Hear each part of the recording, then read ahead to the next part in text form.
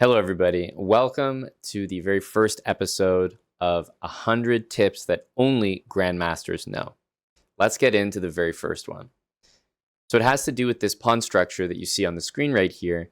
And something that I do not feel anyone really understands is how powerful a knight on d3 is. That's it. That's the tip. So why is the knight on d3 so powerful here? If you think about common plans for both sides, but especially from our opponent, the minority attack against this pawn structure is very, very common. Well, look how perfectly the knight is placed to handle that. First of all, the move b5 and a5 in order to play b4 is already covered by our knight.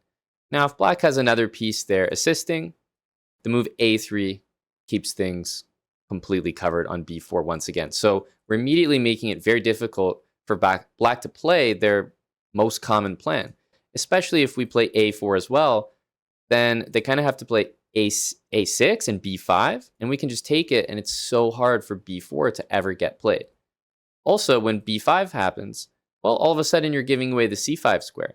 A lot of times I can react to the move b5 with b4 myself and put my knight on c5 now. Fantastic outpost. Also, the knight on d3 controls the e5 square. I mean, I can jump into the e5 square, but I'm just controlling it as well. If black has a bishop on d6, I'm facilitating maybe my own bishop coming to f4 to trade off. So the knight is doing a little bit of everything here. It's watching the b4 square, the c5 square, the e5 square, and the f4 square. Plus, it's not normal for there to be any pieces that can attack this knight. Obviously, a black knight can't do it. And if our knight's on d3, most likely either the light squared bishop is stuck in here somewhere, or if it was on f5, we've brought our own bishop to d3 and those pieces have been exchanged.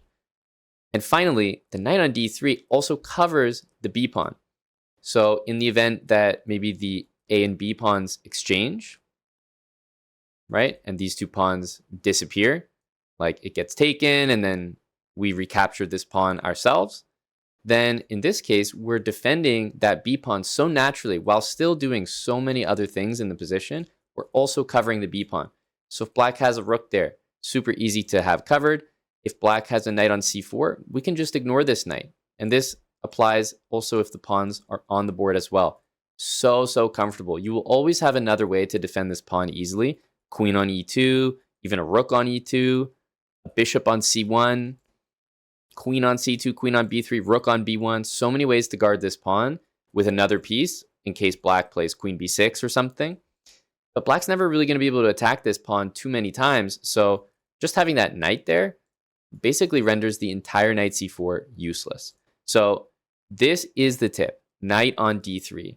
And you can try to work your way to achieving this in so many different positions. Now, if we take the pawn structure and we flip it the other way like this, the knight is still very good on d3, but it's not as good. So here, obviously, black would benefit from a knight on d6 the exact same way that I just outlined. Now, of course, we're still happy with a knight on d3 here. It still does a lot of what we were talking about, but black is less likely to go for this plan just because the kings usually castle kingside. And, we have our own plan, but we don't really need the knight there supporting it. So while the knight is pretty good here, you see the maximum benefit when the pawns are actually like this. And this is called the Carlsen structure. So I'm going to show you a few games where you can see this in action. I've handpicked one of the very best examples that I could think of, which is Magnus Carlsen against myself.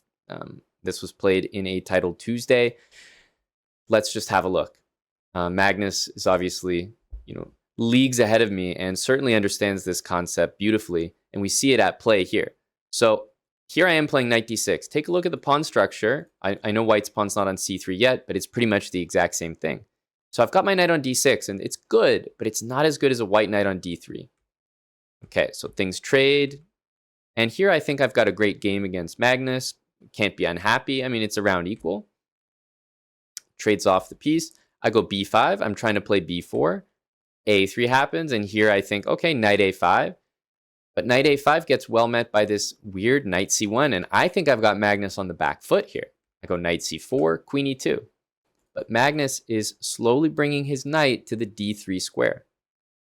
a5, knight d3.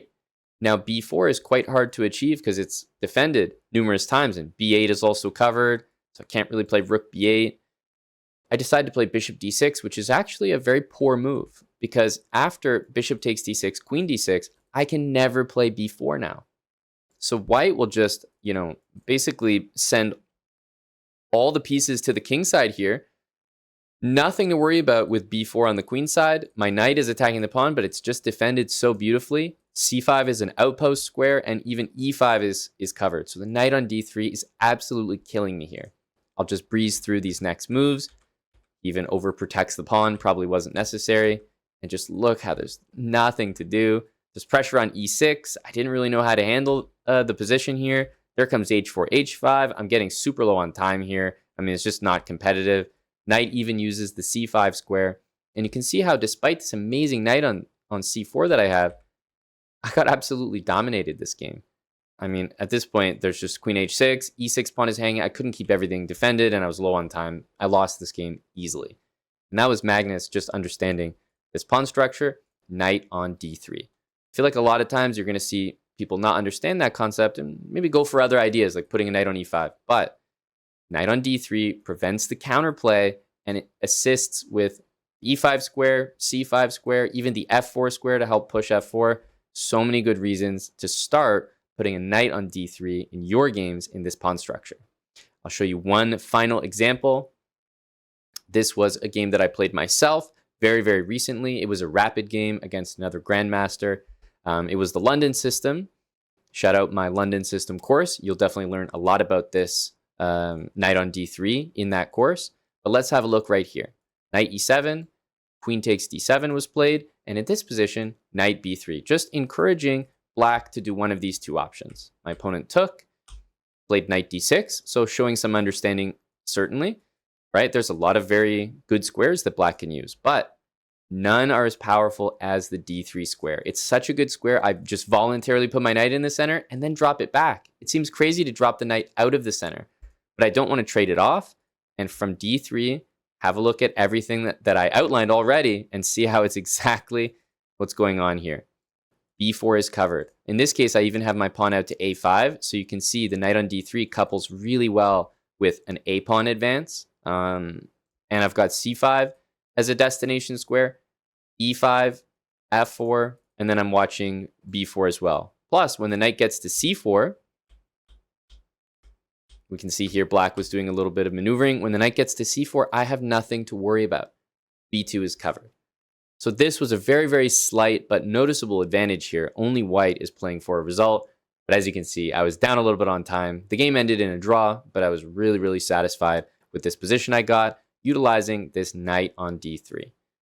And this pawn structure right here is really common. It can happen from many different openings. It can happen from, well, you can easily see a Carlsen exchange getting to this pawn structure. You can see many, many positions. The London is another really good example, but this pawn structure will happen a lot.